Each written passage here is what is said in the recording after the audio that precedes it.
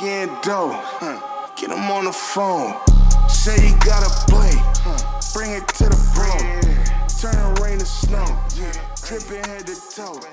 Never doubt the zone. The USA beat Canada 2-0 in the Nation Cups final. They look impressive. BJ Callingham has that team looking amazing. First game after Berhalter has been announced that he will be returning to the U.S. men's national team. And man, they look good. We'll touch on that. Also, Mexico win third place. They beat Panama, and the fans finally let them know what's good. You know, it's not acceptable how bad they've been playing, and they let them know. I'm proud of the fans. We'll touch on how bad Mexico looks, how the future looks for Mexico going into the Gold Cup, going into the World Cup in 2026. Also, Bradley Beal to the Suns. Crazy stuff. You got Beal, you got Booker, you got KD, you got Ayton, and that's pretty much it. We'll see how the Suns fill out the roster, but you know, can they do it? They are pretty stacked, but we'll see if they're able to do it. We'll see if they have the depth to compete. And finally, my boy Tiafoe makes the top 10, ATP top 10 for the first time. Give it up for Tiafoe. Super proud of him. First time in like 11 years that there's two Americans in the top 10, and first time in a long time that there's an African American in the top 10. So congratulations to Tiafoe. He's probably one of my top 5 favorite tennis players at the moment. So super happy for Tiafoe. But all of that on this episode of the Hard to Handle Sports Podcast. Let's get started. The U.S. wrap up an impressive 2-game stretch, beating Canada 2-0. They look amazing. They look great. Honestly, they didn't even look like they were struggling that much. It didn't look like the match was ever out of hand. I mean, props to Canada for getting to the final, and props to Canada for really having a better program these last few years. And they have amazing talent, namely Alphonso Davies. But the U.S. looked super superior in this game. They had the better chances. Even though they did concede most of the possession, they were always the most dangerous team, and they never really looked like they were going to lose control of the game. The U.S. are impressive, man. They are deep. This is the golden generation. This is the best generation ever for the U.S., especially with Balogun leading the front line now. Like, it's insane. He scores his first goal. Reina scores 2 assists. We'll see what injury he picked up. I believe it's a calf injury. He was limping pretty hard afterwards in the celebrations, but hopefully it's nothing crazy and he's ready for the Gold Cup. But man, the U.S., this U.S. team is so exciting. Like, you lose McKennie, Tyler Adams is not there, Dest is not there, and they don't miss a beat, man. They look good. I like what BJ Callingham did. Instead of just putting a natural center midfielder, he put Aronson. I like what this guy BJ Callingham is looking. Not gonna lie, this is the best the U.S. has looked in a long time. Like, he has this team going forward. Even when they sit back and they concede the possession to Canada, they always look dangerous.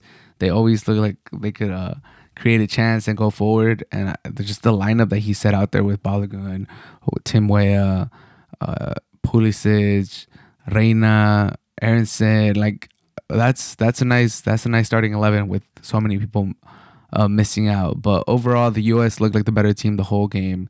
Like I said, Canada had the possession, I believe like 69% of it or something like that, or like 62.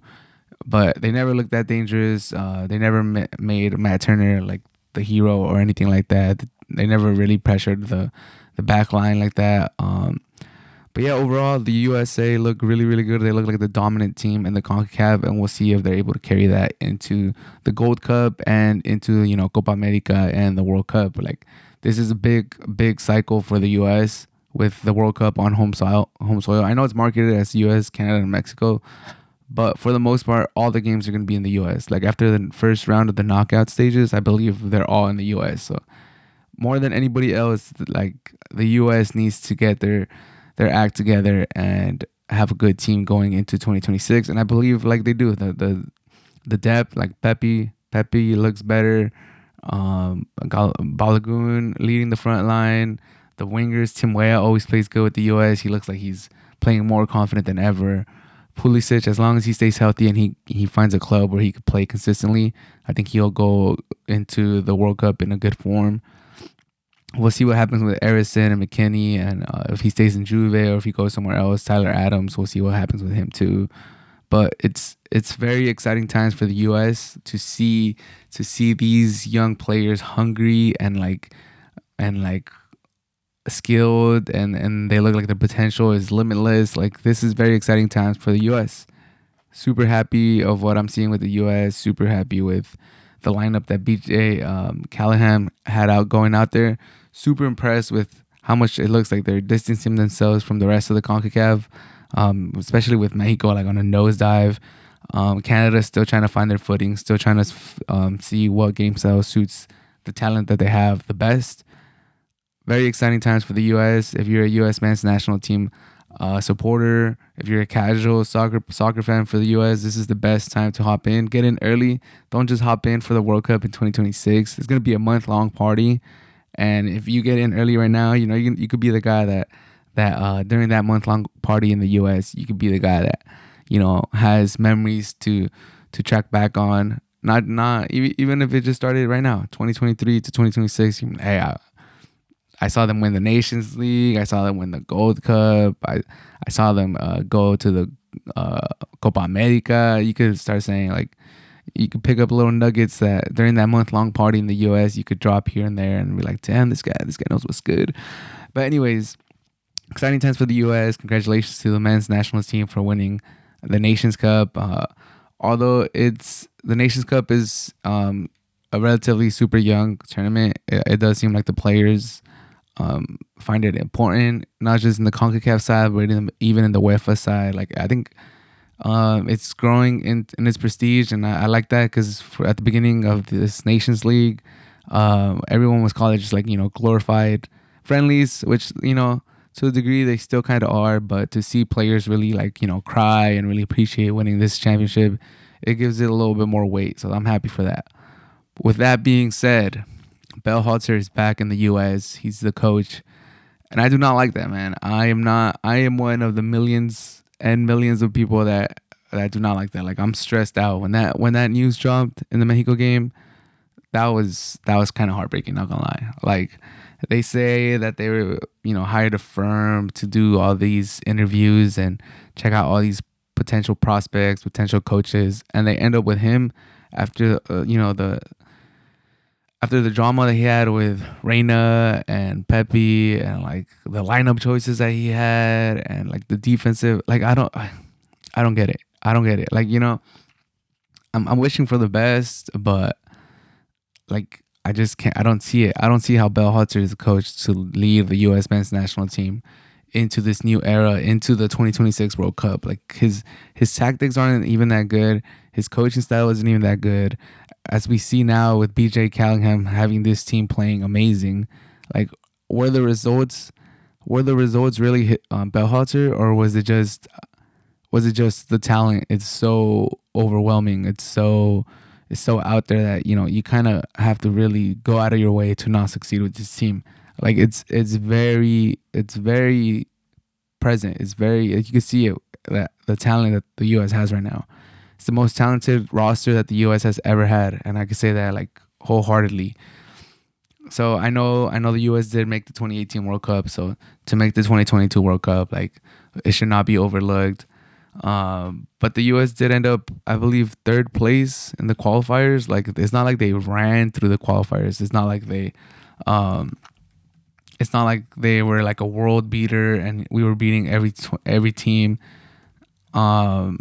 like 3-0, and that's why Bellhalter should stay. Like, nah, like, it was a good qualifier. By no means is obviously better than the 2018 qualifier, but like, it was nothing crazy. It was nothing special. I believe with two games left, the U.S. still had to sweat it out, or like still had to get results. Like, Canada 28 points, Mexico 28, and then the U.S. 25, Costa Rica with 25. The only reason the U.S. didn't go to the playoffs for the World Cup is because they had a better goal differential. So by no means was like the last World Cup cycle like amazing. Like it was way better than the one before, obviously, because we missed the World Cup, but it wasn't like the U.S. wasn't world beater. 7 wins, 4 draws, 3 losses. That's in the Concacaf. That's nothing crazy. And the game style, like he plays too defensive sometimes. The player selection, I don't get it. I don't like. I don't mean I don't want to be a pessimist, but I feel like we're gonna go into the 2026 World Cup and we're gonna look back at this cycle and look back at the players that we had, the ages of these players, and we're gonna be like, damn, what could have happened if we had a league coach? Like, yes, Belhutzer makes it to the 2026 World Cup, and we maybe get to like what, the round of 16, and or like maybe the round of 8, and we play like decent soccer, decent football. We probably won't ever see an attacking U.S. national team like we did this weekend with BJ Callahan, and we're always gonna wonder. I feel like I don't want this to be true, but I feel like this is how we're gonna feel. We're always gonna wonder, well, how far could the U.S. have gone if they had, a legit world class manager or even like a really good manager. What could he have gotten out of this team? And the way he talks in the press conference too, or hopefully we're able to unlock Reyna's talent and all this. And I haven't talked to Pepe or Reyna. Like, I don't know, man. Reyna doesn't need someone to unlock his talent. He is a world class player. He plays for Borussia Dortmund. Like, he is a world class player. He's 20 years old. He's only gonna get better.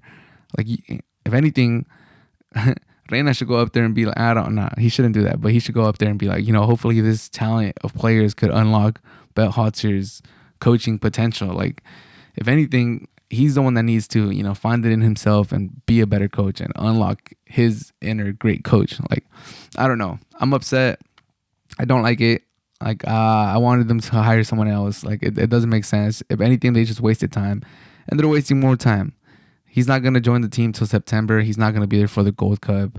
And my hope is that BJ Callahan, has a great Gold Cup, that this team looks amazing in the whole Gold Cup. And then when Belhatzer takes over the team, there's a drop-off. And then the U.S., directors and program look at their decision and be like, you know what, a short leash on this guy. Like, if BJ Callahan, someone that doesn't have that much coaching experience, may have them playing this good and look that great in the Gold Cup, and then you take over and it's back to this defensive, lineups and not playing players where they're supposed to, leaving Reyna on the bench, you're out, man. You're out. It's time for someone else. But it is what it is. You guys let me know what you guys think about Belhutzer leading the U.S. again into the next World Cup and how good the U.S. looked in the Nations Cup. But that's enough of the U.S. Let's talk about Mexico. Mexico are atrocious. Mexico is in a terrible place right now. Mexico is lost, man. It's so sad to see this national team play the way, how terrible they look on the field. The coach is lost. The players are lost. The fans are finally waking up and not going to the games. Not gonna lie, I'm a hypocrite because I didn't get tickets to see them in the Gold Cup. I don't know if I'm gonna go because, like, the performance that they're putting on display is not worth supporting. It's like they have to get the message. They have to see that the fans are fed up because it's ridiculous. Like, it's really ridiculous. Mexico's such a proud country too. Soccer, football is like their number one passion. You go anywhere in Mexico, that's all they want to do. They want to talk about soccer. They want to play soccer. It's crazy. And now they've fallen behind the U.S. They've probably fallen behind Canada too. And, the future looks very, very bleak. Like, the fact that Ochoa is still being relied as the goalkeeper, and nothing against Ochoa. I'm a big Ochoa fan, and I think he's a legend. And I think he has balls of steel for going to Italy at the age of 36, 37, just to, continue to live out his European dream playing in Europe. I think that's amazing. I think he's a leader. I think more Mexican players should follow his lead and leave, the comfortable lifestyle that they have in Mexico with these like inflated wages and super comfortable lifestyle that they have here in Mexico, and go try themselves in Europe. I know there's a lot of players that don't get chances, kind of like Linus, and they have to come back, but homie tried, dude. He went there at the age of 17. He couldn't make it. He couldn't get playing time. his fault or other people's fault. That's for someone else to decide. But he tried. He went there at 18, came back at 21. Um, Looks to revitalize his career in Mexico and maybe go back. But he went and he tried, man, and I think that's all we could say about our Mexican players. Sometimes they get too comfortable in Mexico. Sometimes the teams ask for too much money and they don't let them go. But this is it's sad, man. As a Mexican national team supporter, as a Mexican, like, it's sad to see the national team be this atrocious, this incompetent, this boring, showing such a lack of heart out there. Especially the game against the U.S. left a sour taste in everyone's mouth. Like, super, super disappointing performance in the football side. Like, there was no chances created. I don't think they even got a shot off, a shot on goal. Like, it's so disappointing seeing the national team not create any chances. And the worst part is they just lost their head and they started just kicking the U.S. men's players, and it just became like a brawl fight, like a fight, it just became like, I don't even know what it became, but it was embarrassing to watch as a Mexican American, as a Mexican. First and foremost, it was sad. Like, if you guys are not gonna perform on the field, like, at least have some dignity, at least hold up the Mexican jersey up high, like, lose with some class, with some respect. Like, they went out swinging and in a bad way. Like, a lot of times they say se murieron de nada, which means like they died of nothing. Like, they didn't go out there and really let's put forwards up there, let's take a center back out, let's put more midfielders, let's try to do something. Like, we're not just gonna sit back and lose. Like, they ended up getting wrecked. 3-0 is a terrible scoreline. They didn't get a shot on target. They never looked dangerous. And then they go and they get red cards and they dirty up the game, and it was just embarrassing. It was embarrassing. I think Coca needs to leave. I never wanted him to be the coach. I think he's over his head. It doesn't look like he knows what he's doing. How the fuck do you start Santi on the bench? He's arguably the best Mexican player right now, and he definitely had the best season out of any Mexican in Europe or even here in Mexico or in the US. Like, how is he not starting? Like, he's like, what, 21 years old. He's your biggest prospect. He's your biggest player probably. He's not just your biggest prospect. He's probably your best player too. And you leave him on the bench against the U.S. And I don't get it. I don't get it. Antuna, how does Antuna keep getting playing time? Like, that's insane. I even tweeted about it. I was like, Antuna is going to feed into my delusion that I could have gone pro. Like, some of the plays that he does is just insane. And he's a speed merchant, and they're gonna keep on calling him because he's fast, but his I don't get it. Like, there's a lot of players that Mexico needs to let go of, and Coca, I don't know, like two Argentinian head coaches back to back. Like, Mexico is a proud football country with lots of good soccer players.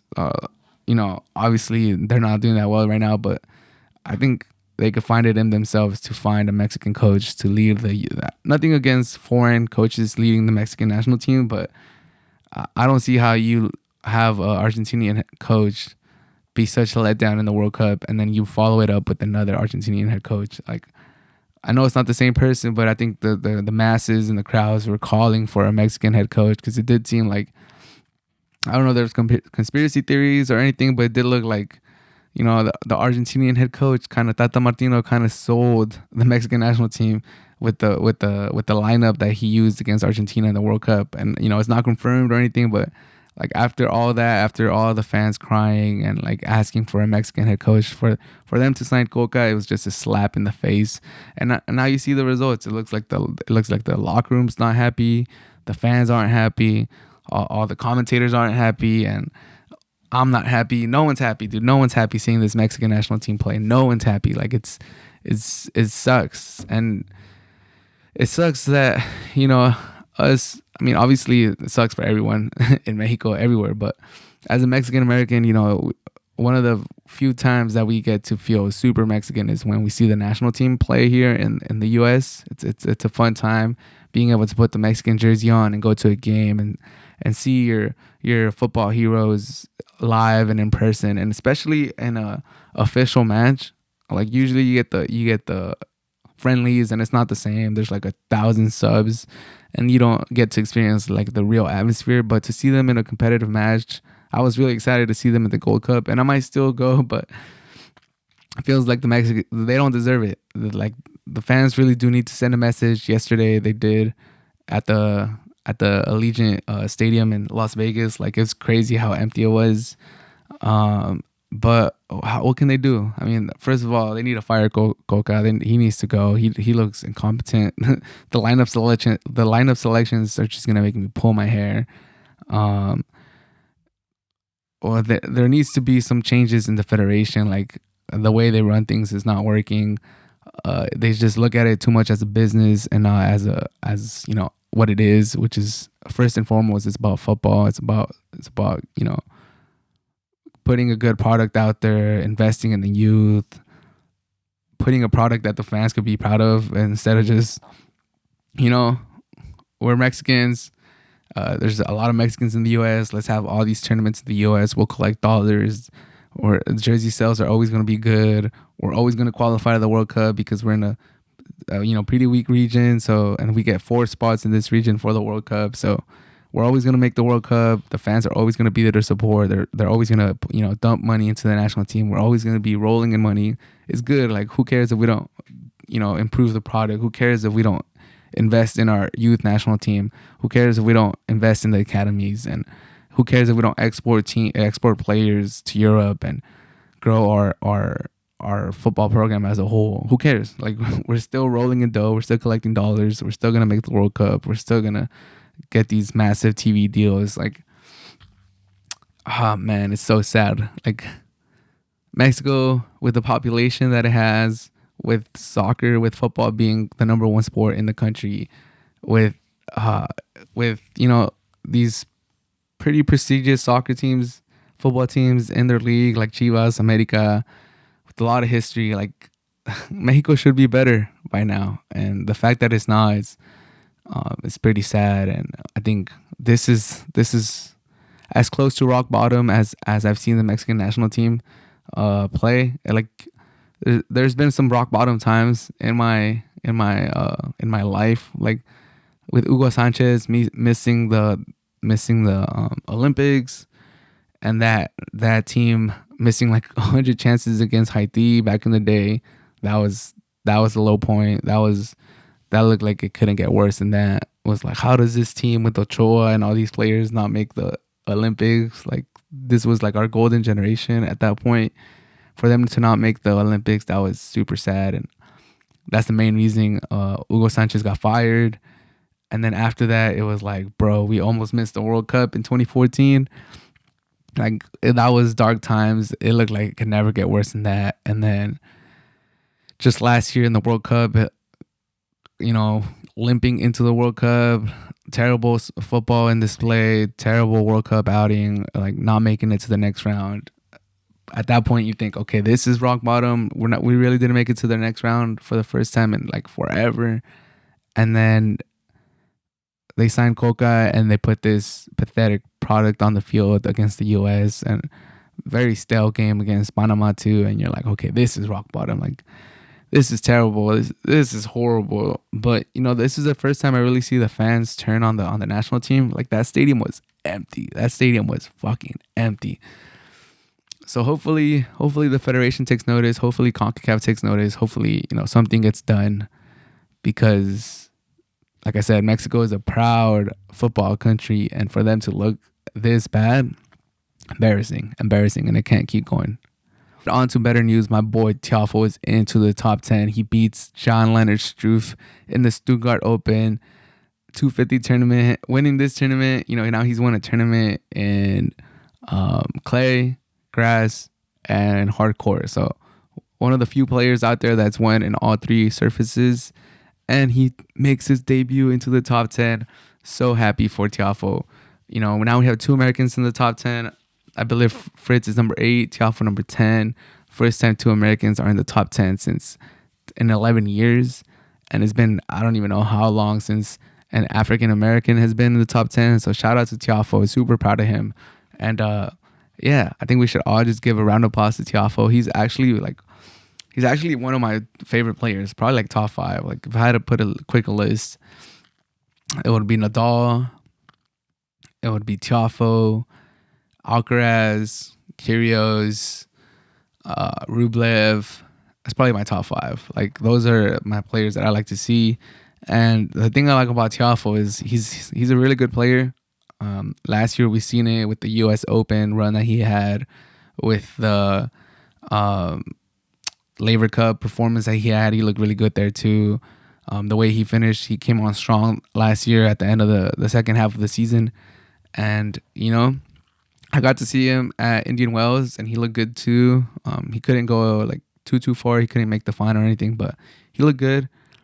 And now he's in the top 10. So I'm very happy for him. I think he could make some noise in Wimbledon if his serve is going and he has that touch at the net. He has pretty soft hands, not gonna lie. He didn't go to the net too much against John Leonard, but overall I think he showed his composure. Tiafoe of old, I think one of the things that I've seen the commentators point out, maybe during his US Open run and the good second half of the season he had last year, was how much more composed he is.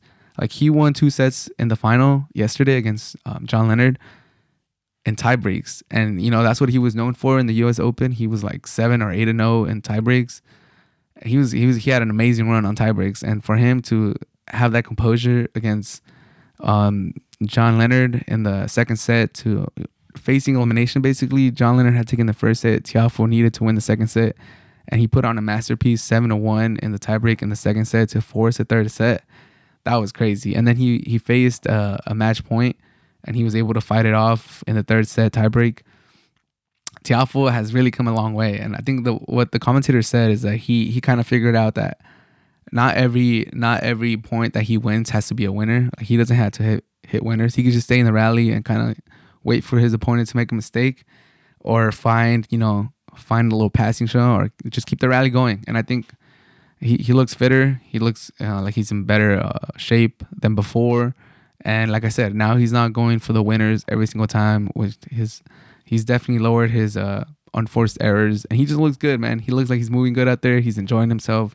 He's doing his little South Bay thing, and he's just a fun player. I think that's what drew my attention to him. Obviously, I support Americans. I want to see all of them do good. Tommy Paul is kind of close to getting to the top 10 too, so we'll see if he's able to do it. But my boy Tiafoe he's exciting. He's fun. He brings a lot of energy to the court. He celebrates. He actually has a personality. Sometimes I think tennis players could be too gentleman-like. They could be too, white collar. They could show no emotions and they don't let their personality shine. I think Tiafoe's the opposite. He really lets his personality shine, and he's not afraid to wear his emotions on his sleeve. And I like that.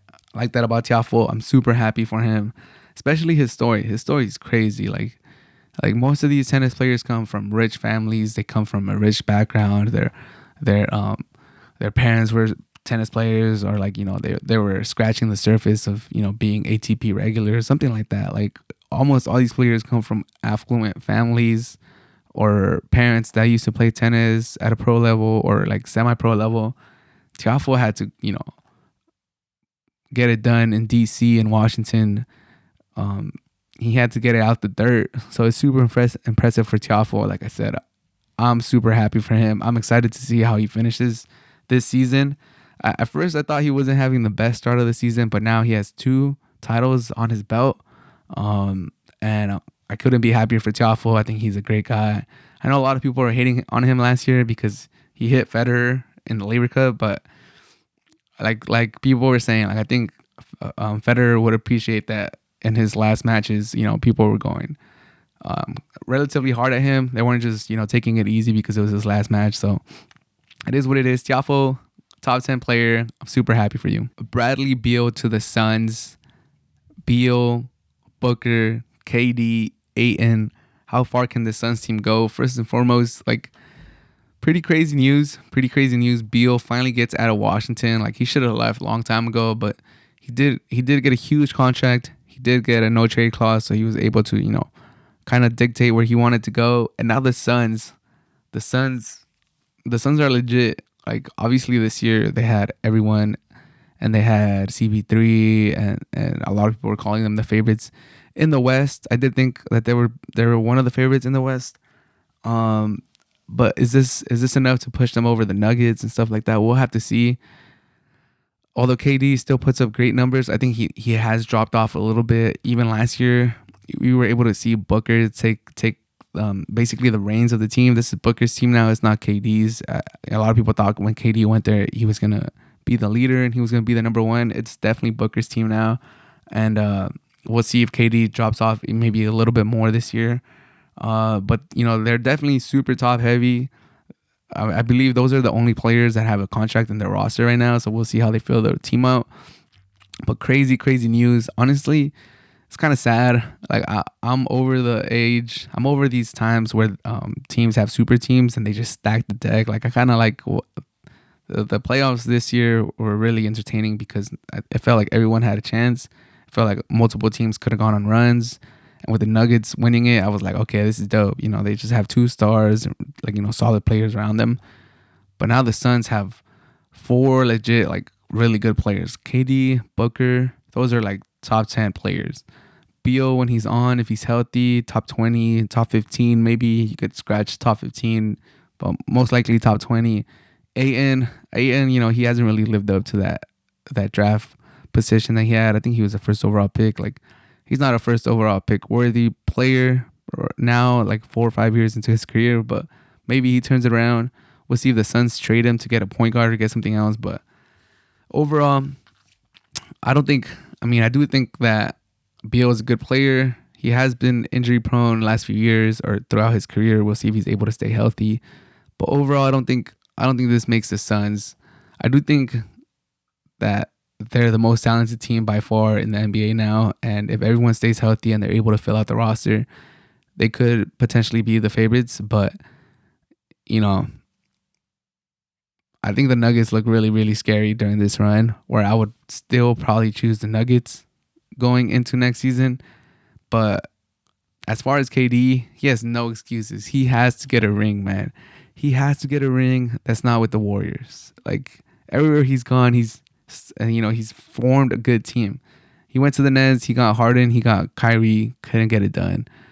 Obviously, for different scenarios, like Harden got hurt, Kyrie got hurt, and then the team fell apart. But KD has to get it done, man. Like, there's no way he doesn't win another ring without the Warriors, dynasty to back him up. Like, he needs to get it done. KD, Beal, Booker, AN. Get a point guard, fill out the rest of the team, and go get it. And it's gonna be fun to see. I hope we'll see if the new coach is able to make this work. But like I said, they're the most talent. They have the most talent out of any NBA team now. Now, will they be able to get it to work? Will they stay healthy? Will KD stay healthy? I mean, he got injured in warmups last year. They can't just keep playing like they did last year's playoffs, where they were hoping for KD to go for 40, for Booker to go to 40, and then, they just got to do that every night. Like, their game plan can't be, okay, Booker go for 30, KD go for 35, Beal go for 28, and the rest of the team give us 20, and let's see if we could, hold them on defense. Like, that can't be that can't be their game plan going into next season. They got to actually try to figure out how to distribute the ball. And like I said, it did look like when the CP3 went down, they did go up a little bit, and then it kind of looked like they teetered off and they fell. Like, no one knew how to run that offense. So we'll see who's the point guard if they're able to trade AN and get a point guard to run that offense. But overall, I think a lot of Suns were clamoring for them to just trade Chris Paul, trade AN, and get some depth behind KD and Booker and run it back with just a nice rotation and quality players behind them. But they go the opposite route. They go all in and then get Beal, and then they're like, you know what, fuck it. Like, who cares who the rest of the roster is? If we're this top heavy, we should be able to get it done. And to a certain degree, it kind of feels like when the Lakers traded for Russell Westbrook. Although I do think Beal is way better than Westbrook at that stage of Westbrook's career when the Lakers got him. but we'll see if it works out. Like I said, a lot of Suns fans were asking for the opposite of this. They were asking for, let's just get rid of CP3's contract. Let's just move Ayton, get off of him. He's been complaining. He hasn't lived up to that billing, his draft position billing. Let's just move off both of them. Get some quality players, kind of like how the Nuggets did again around Jokic and Murray, and just let them cook. Let KD and Booker cook. But they go the opposite route. They get Beal. He's previously been an all-star. If he stays healthy, he's still a really good player. We'll see if that's enough.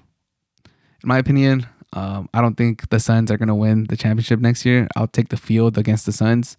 But we'll see. Maybe they do get it done. At the very least, they're making moves, and it's an important move. Bradley Beal to the Suns. We'll see if they make it work.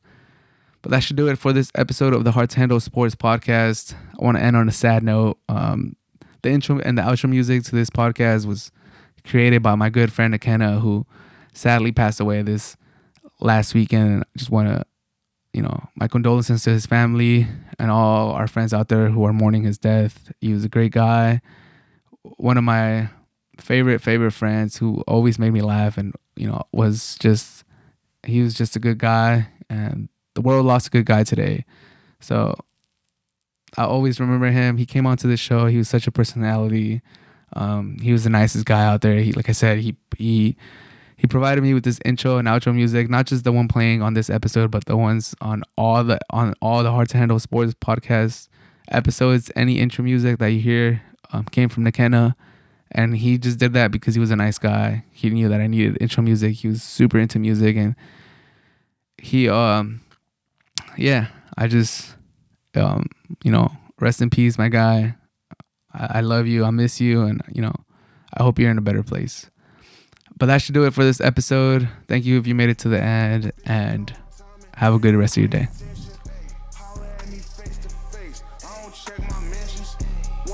No sudden moves on my goons are stretching, and I'm taxing for the feet on my damn